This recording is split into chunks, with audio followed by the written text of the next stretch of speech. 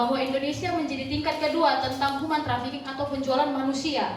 Hal ini juga sudah diatur pada Undang-Undang RI Nomor 21 Tahun 2027 bahwa DPR dan Presiden Republik Indonesia menetapkan undang-undang tentang pemberantasan tindak pidana perdagangan manusia atau orang. Di sini orang yang dimaksud adalah manusia, di mana tindakan penculikan dan penipuan yang dilakukan oleh orang yang mempunyai kuasa terhadap kaum-kaum yang lemah untuk disalahgunakan. Kemudian perdagangan manusia membuat atau menghilangkan eksistensi dari diri manusia tersebut. Ketika kita melihat latar belakang dari human trafficking, di sini kita fokus kepada tata aturan Gemit, di mana sejarah Timur Tengah tahun 1700-an sebelum Masehi, adanya upaya perbudakan kerja tentang penembusan tahanan dan lain sebagainya. Pada abad 14 sebelum Masehi juga terdapat praktek perbudakan pada budak-budak Ibrani sebagai hadiah bagi Raja Mesir oleh penguasa Palestina. Kemudian dilanjutkan dengan abad ke-15 sebelum Masehi, penjualan anak di bawah umur dan nespotonia dengan imbalan makanan dan lain sebagainya.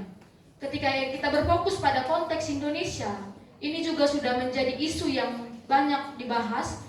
Kita fokus pada tahun 1980-an bahwa Indonesia mulai mengirimkan pekerja migran, khususnya di NTT menjadi daerah darurat human trafficking karena menjadi provinsi termiskin ketiga di Indonesia, sehingga kami diberi judul untuk human trafficking di tataran Gemit. Kemudian perdagangan manusia terjadi karena latar belakang keluarga yang tidak mampu akan ekonomi dan bidang pendidikan, yang menyebabkan bahwa penjualan manusia semakin meningkat di NTT secara khususnya. Untuk model-model dan tipologi akan dijelaskan oleh teman saya.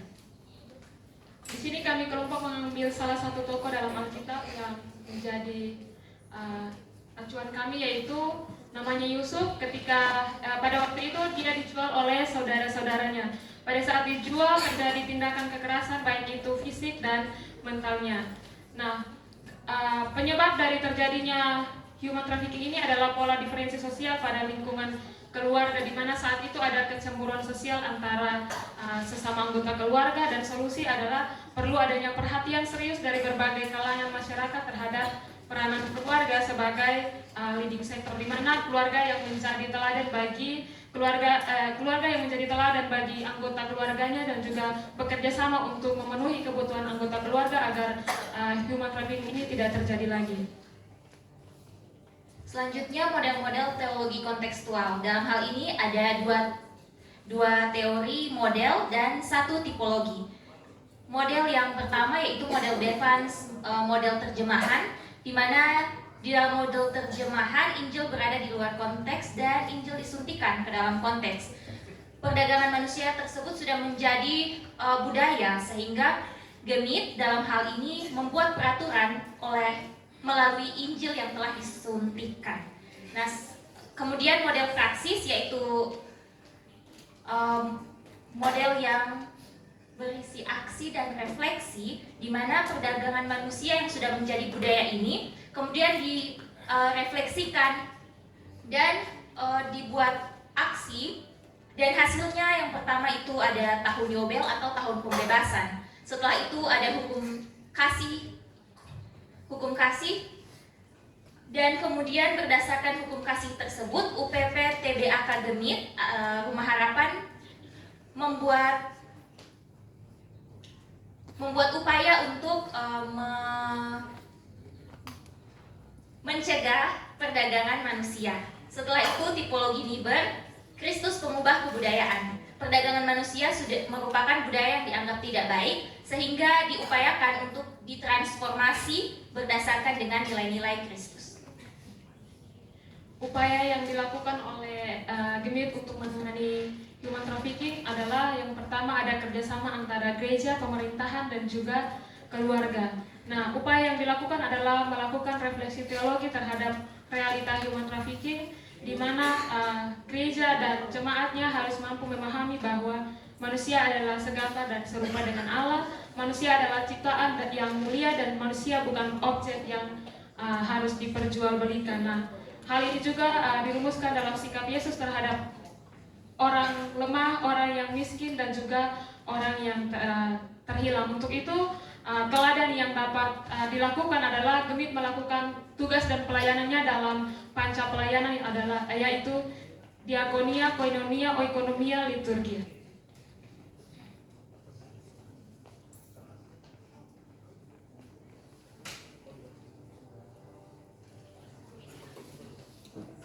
Selanjutnya kita akan masuk dalam penampilan karya.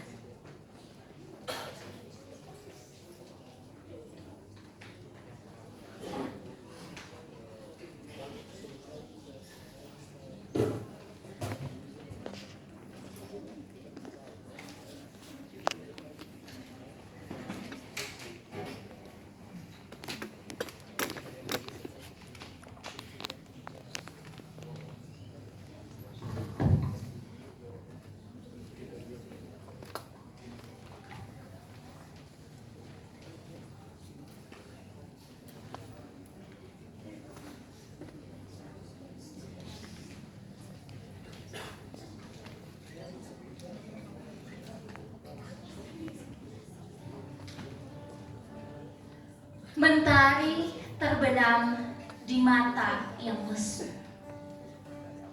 Cerita pilu terukir di wajah yang terhempas derita, yang terbungkus dalam ketakutan. Dalam dunia tanpa rasa manusiawi. Anak-anak hilang dalam bayang-bayang malam. Dijual dan dibeli seperti barang tak berharga. Ibu menangis di balik tirai kelabu. Dalam penjara tubuh, mereka mencari harapan.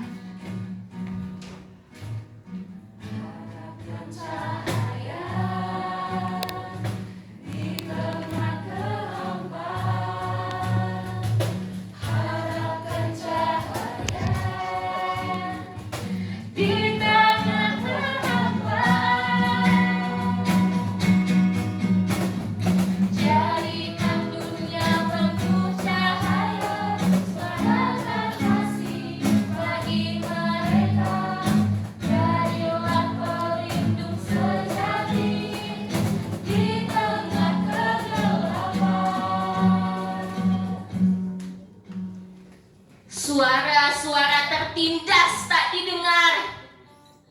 Di bawah langit yang pekat, mereka terluka. Menyanyikan kebebasan yang merindu. Menentang penindasan. Membangkitkan keadilan yang tulus. Simfoni tangisan pecah di malam yang sepi. Takdir yang terkunci dalam genggaman kekerasan. Namun, kita berdiri bersama, menyatukan suara, melawan kejamnya ketidakadilan, mengukir cahaya keadilan.